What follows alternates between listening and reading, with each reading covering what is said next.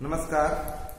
आज मैं आप लोग को बाल विकास के सिद्धांत के बारे में बताना चाह रहा हूँ, जिसमें विभिन्न प्रकार के विकासों के बारे में चर्चा की गई है।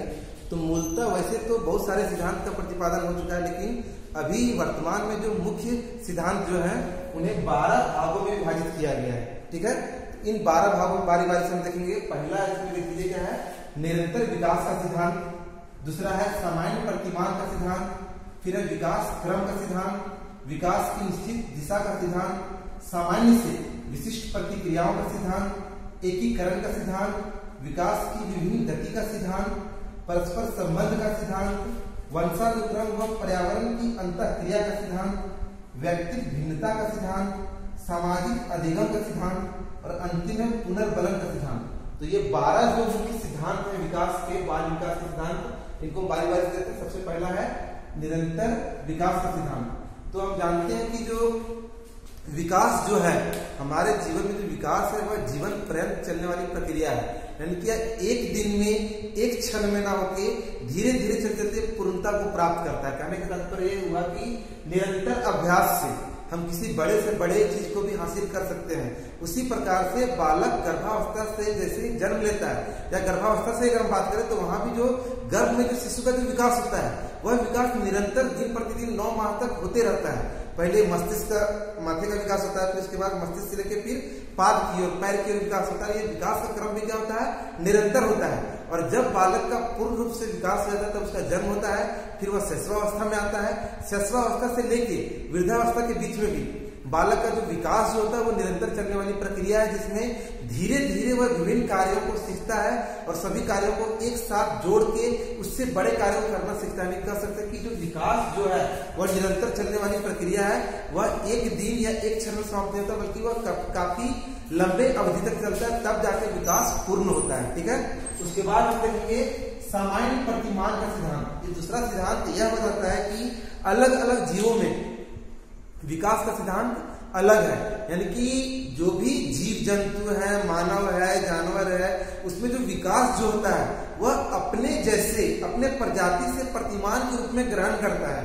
उदाहरण स्वरूप अगर हम बात करें गाय के बछड़े का, तो गाय जैसे ही बछड़े को जन्म देती है, बछड़ा उठ के खड़ा होता है और चलने लगता है, फिर दौड़ने लगता है कुछ ही देर के बाद। लेकिन अगर हम बात करें मानव जाति में, मनुष्य में जब बालक का जन्म होता है तो शुरू में वो निस्सहाय बेड पे पड़ा रहता है, फलता धीरे धीरे वो खिसकने का कोशिश करता है, फिर वह 1-2 कदम चलता है, फिर गिरता है, उसके उपरांत चलना सीखता है, फिर दौड़ना सीखता है। यानी कि अगर हम कंपेयर करें दोनों को, यहाँ पे गाय के बछड़े का और फिर मनुष्य के बालक का, तो दोनों का विकास का जो प्रतिमान है वो बिल्कुल ही भिन्न है। मनुष्य अपने प्रतिमानों को पे निर्भर करता है और गाय का बछड़ा गाय के प्रतिमान पर निर्भर करता है। यानी कि जिस जाति या जिस वर्ग के लोग हैं, जिस जाति या जिस वर्ग से कोई भी जानवर जीव आता है, वह अपने ही जाति, अपने ही वर्ग के प्रतिमानों पर निर्भर करता है और उसी का अनुसरण करता है। ठीक है,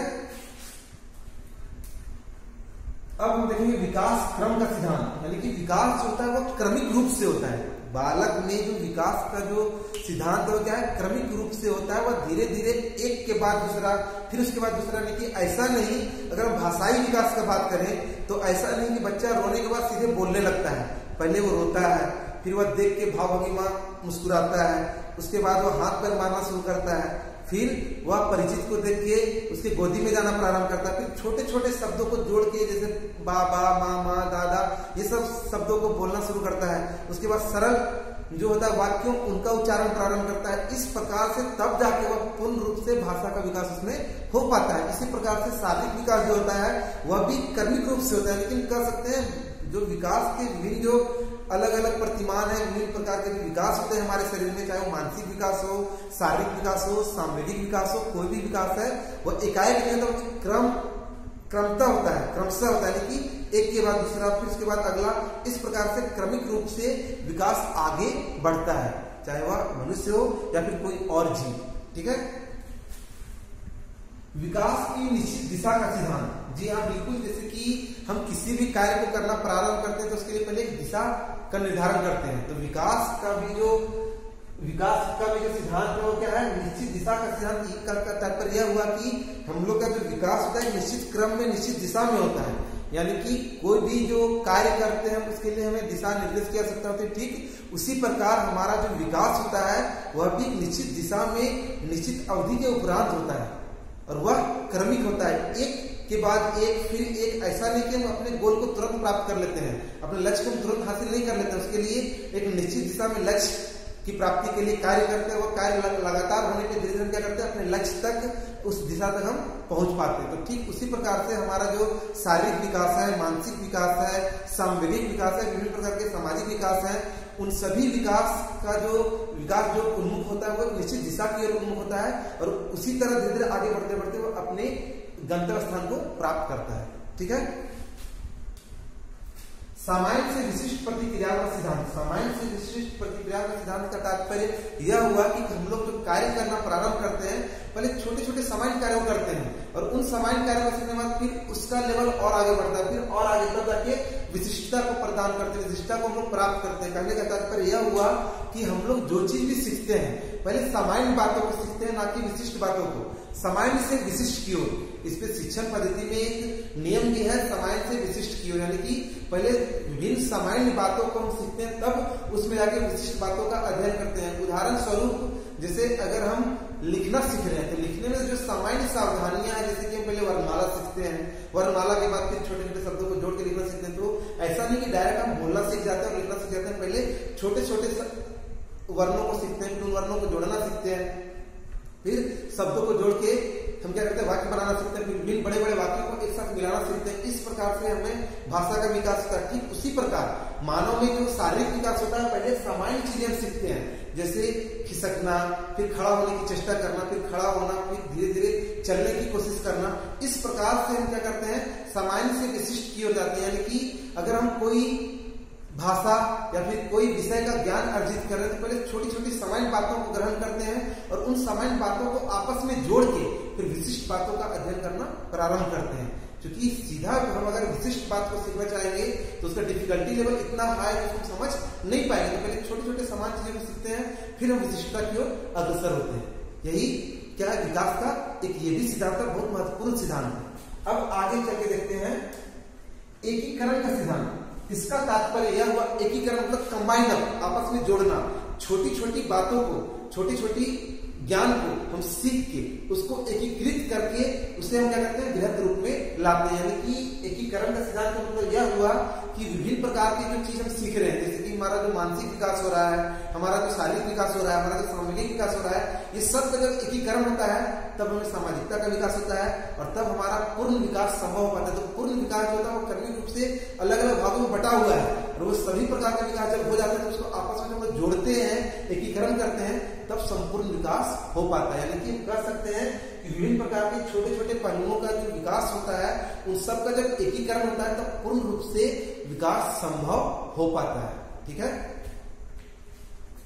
विकास की विभिन्न गति का सिद्धांत। जी हाँ, बिल्कुल, विकास का जो गति होता है वो सर्वदा एक समान नहीं होता है, कभी बहुत तेज होता है, कभी बहुत धीमा होता है। यानी कि अलग अलग अवधि में, अलग अलग समय अवधि में या अलग अलग काल में या अलग अलग उम्र में हमारा जो सीखने का क्षमता होता है, हमारा जो विकास करने का क्षमता जो होता है वह एक प्रकार नहीं होके क्या होता है, परिवर्तित होता है। जैसे शिशु अवस्था में, बाल्यावस्था में और किशोरावस्था में हर चीज सीखने का जो हमारा जो गति होता है वो काफी तीव्र होता है, लेकिन युवा अवस्था के बाद हमारा जो गति होता है वो धीरे धीरे क्या हो जाता है, क्रमिक रूप से कम होते जाता है। लेकिन कह सकते हैं कि विभिन्न अलग अलग अवस्था या उम्र में हमारा सीखने का अवस्था एक प्रकार नहीं होता है। ठीक उसी प्रकार से दिन में, एक दिन का भी बात करें तो एक दिन में भी जो 24 घंटे होते हैं उसमें हर समय में सीखने का गति एक समान नहीं होता है। तो हम कह सकते हैं कि विभिन्न प्रकार के जो विकास होते हैं वो अलग अलग गति से क्या होता है, उसमें वृद्धि होती है। और ये भी हम कर सकते हैं शारीरिक विकास, मानसिक विकास, सामाजिक विकास, सबका जो गति है विकास का वह एक समान नहीं है, किसी का ज्यादा है, किसी का कम है। जिस प्रकार से अगर हम बात करें शारीरिक विकास का, शारीरिक विकास किशोरावस्था युवावस्था तक आते आते शिथिल हो जाता है। तो जितना विकास होना होता है किशोरावस्था तक हम उसको अचीव कर लेते हैं और उसकी पूर्णता हमें मिलती है युवावस्था में। उसके उपरांत उसी को हम लोग मेंटेन करके आगे रखते हैं। अगर बात करें मानसिक विकास का तो मानसिक विकास जो है वह क्रमिक रूप से पूरे जीवन भर, जीवन पर्यंत चलता रहता है। तो इस प्रकार से हम कह सकते हैं कि विभिन्न प्रकार के जो अलग अलग आयाम है सीखने के, उनका जो गति है वह एक समान नहीं होता है। ठीक है। परस्पर संबंध का सिद्धांत, जी हाँ बिल्कुल, विभिन्न प्रकार के जो सिद्धांत हैं, विभिन्न प्रकार के जो विकास हैं, वो एक दूसरे से परस्पर जुड़े हुए हैं। जिस प्रकार हम जानते हैं कि अच्छे शरीर में ही अच्छे मस्तिष्क का विकास होता है, या अच्छे शरीर में ही अच्छे मस्तिष्क का निवास होता है। कहने का तात्पर्य यह हुआ कि अगर शारीरिक रूप से हम विकसित होंगे तभी हमारा मानसिक विकास भी संभव हो पाएगा। अगर हमारा शरीर ठीक प्रकार से विकसित नहीं हो पाया है तो मानसिक विकास भी ठीक प्रकार से नहीं हो पाएगा। कहने का तात्पर्य यह विभिन्न प्रकार के जो विकास के सिद्धांत है और विभिन्न प्रकार के विकास के जो पहलू है, वे सभी पहलू आपस में परस्पर में एक दूसरे से जुड़े हुए हैं और सब एक के बिना दूसरे अधूरे हैं। यानी कि जो भी विकास क्रम में हमारे शरीर में या फिर हमारे जीवन काल में जो मानसिक विकास होता है, शारीरिक विकास होता है और विभिन्न प्रकार के जितने भी विकास होते हैं, सामूहिक विकास होता है, सामाजिक विकास होता है, सब परस्पर एक दूसरे से जुड़े हुए हैं और सभी एक दूसरे के बिना अधूरे हैं। ओके, अब हम लोग आते हैं वंशानुक्रम और पर्यावरण की अंतःक्रिया का सिद्धांत। हम पहले भी इस पे चर्चा कर चुके हैं कि वंशानुक्रम और पर्यावरण ये दोनों विकास के एक ही सिक्के के दो पहलू हैं। कहने का तात्पर्य यह हुआ कि वंशानुक्रम का विकास का सिद्धांत और पर्यावरण का विकास का सिद्धांत दोनों एक दूसरे से जुड़ा हुआ है और दोनों एक दूसरे के बिन अधूरा है। जिससे हम कह सकते हैं कि अगर कोई ऐसा बालक जिसका जन्म काफी अच्छे परिवार में हुआ है, उनके माता पिता काफी पढ़े लिखे हैं, काफी संपन्न परिवार से, और अगर उस बालक को अच्छा वातावरण, अच्छा पर्यावरण न मिले तो उसका विकास सही प्रकार से संभव नहीं होता है। दूसरी तरफ अगर किसी बालक का जो वंशानुक्रम बहुत अच्छा नहीं, लेकिन उसको बहुत अच्छा अगर क्या मिल जाता है, वातावरण मिलता है, पर्यावरण मिलता है, तो वह विकास में अपने गति को काफी अधिक तीव्र कर लेता है। यानी कि दोनों एक दूसरे से जुड़ा हुआ है और दोनों आपस में अंतःक्रिया करके बालक के विकास को संपूर्णता प्रदान करते हैं। यानी कि वंशानुक्रम और पर्यावरण दोनों एक दूसरे के पूरक है। ठीक है।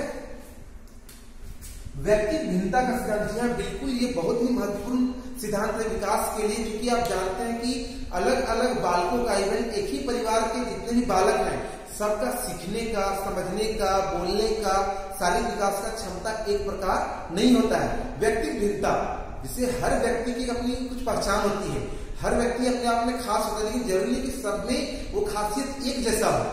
कोई गाना बहुत अच्छा तरह से गा लेता है, तो कोई वाद्य यंत्रों को अच्छी प्रकार से बजा लेता है, तो कोई पढ़ने में काफी अव्वल दर्जे का है, कोई खेलने में काफी अव्वल दर्जे का है। तो इसीलिए सामाजिकता का जो गुण है वो काफी हद तक बहुत चरम सीमा पे, यानी कि हम कह सकते हैं कि अलग अलग व्यक्ति में अलग अलग गुण अच्छी प्रकार से विद्यमान होते हैं और सभी गुण सब में एक जैसे विद्यमान नहीं होते। इस प्रकार से अलग अलग गुणों के कारण व्यक्ति में भिन्नता जो होती है, जिसे क्या कहते हैं, व्यक्ति भिन्नता का सिद्धांत। जैसे एक ही कक्षा में अगर 40 बच्चे हैं तो 40 बच्चे जो है उनको पढ़ाने वाले तो एक ही शिक्षक है, यद्यपि वो बालकों का जो सीखने का जो क्रम है, उनकी जो सीखने की चेष्टा है या फिर उनका जो व्यवहार है, उनका जो इंटरेस्ट है, वह एक समान नहीं है। उनका जो कह सकते हैं कि किसी का गणित में बहुत अच्छा पकड़ है, गणित बहुत अच्छा लगता है किसी को विज्ञान अच्छा लगता है, किसी को सामाजिक विज्ञान अच्छा लगता है, किसी को कला में पकड़ है, यानी कि सबका अपना अपना कुछ ना कुछ एक स्पेशल गुण है। ठीक है, अपने आप में हर कोई क्या है, स्पेशल है। ओके, तो ये है व्यक्ति भिन्नता का सिद्धांत, जिसमें यह कहा गया है कि सारे व्यक्ति सभी प्रकार के विकास से एक जैसे नहीं होते हैं। सामाजिक अधिगम का सिद्धांत, जैसा कि हम लोग पिछले चैप्टर में पढ़ चुके हैं कि सामाजिक विकास बहुत ही महत्वपूर्ण है। विभिन्न प्रकार के जो भी विकास जो है वो कहीं ना कहीं अंततः सामाजिक विकास के लिए तत्पर होते हैं और उनका फाइनली जो गोल क्या होता है, लक्ष्य क्या होता है, सामाजिकता प्रदान करना। यानी कि अगर हम शिक्षित हो रहे हैं तो शिक्षा का मतलब सिर्फ यह नहीं कि हम अच्छा नौकरी प्राप्त कर लें और बड़ी बड़ी डिग्रियां हासिल कर लें, बल्कि शिक्षा का तात्पर्य यह है कि हम समाज में ऐसे स्थान को प्राप्त करें जिससे हमें सम्मानजनक स्थिति मिले, हम सम्मान के पात्र हों और जिससे समाज को कुछ मिल सके। यानी कि हमारे शिक्षा के द्वारा समाज को कुछ मिले, ना कि समाज को कुछ हास हो, समाज को कुछ नाश ना हो। यानी कि सामाजिकता का अधिगम जो होता है वह अपने परिवार से ही प्रारंभ होता है। हमारे धार्मिक स्थलों में, हमारे विद्यालय में हम सामाजिकता को सीखते हैं, क्योंकि ऐसा माना गया है विद्यालय समाज का छोटा रूप है। उसी में बालक क्या होता है, मैं से हम की ओर अग्रसर होता है, लोगों से मित्रता होती है और फिर वही चीज सीख जो उसे मिलता है वो अपने समाज में उसको वह उतारता है। लेकिन विद्यालय जो है वह समाज का आईना है, दर्पण है, और जो कुछ हम विद्यालय में सीखते हैं वही हम अपने समाज को देते हैं। इवन माँ भी जो है समाज का एक बहुत वृहद रूप है, क्योंकि सबसे पहली सामाजिकता हमें अपने माँ से मिलता है, परिवार से मिलता है, धार्मिक ग्रंथों से मिलता है, धार्मिक स्थल से मिलता है, फिर विद्यालय से मिलता है। सभी का जो गुण का समावेश जब हमें हो जाता है तो हम क्या करते हैं, हम भी समाज के लिए कुछ करने के लिए तत्पर होते हैं। या अवधि आता है किशोरा अवस्था में, जो कि पहले चर्चा कर चुके हैं। ओके, और अंतिम है पुनर्बलन का सिद्धांत। ये काफी महत्वपूर्ण है सीखने के लिए। किसी भी कार्य को सीखने के लिए रेनफोर्समेंट यानी कि पुनर्बलन, बार बार प्रयास करना, यानी कि एक बार जो हम गलती की उन गलतियों से सीखना, ना कि उसे बार बार दोहराना।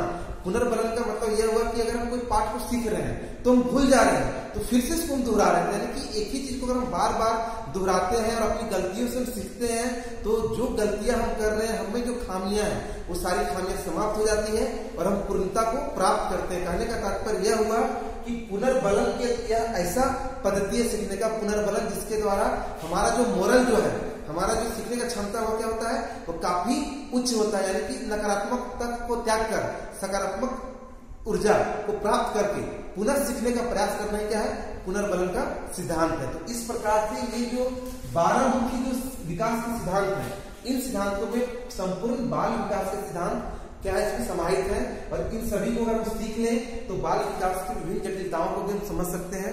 अगर इस टॉपिक में कहीं अगर आपको प्रॉब्लम हो तो प्लीज मेरे यूट्यूब चैनल केके एडू में जाके कमेंट बॉक्स में कमेंट करें। और अगर आपको ये वीडियो पसंद आए तो प्लीज ज्यादा से ज्यादा वीडियो को शेयर करें और लाइक करें और चैनल को सब्सक्राइब करके बेल आइकन क्लिक करें, ताकि आगे मैं जो भी टॉपिक्स आपको दूंगा उसको आपको प्राप्त करने में दिक्कत ना हो। धन्यवाद।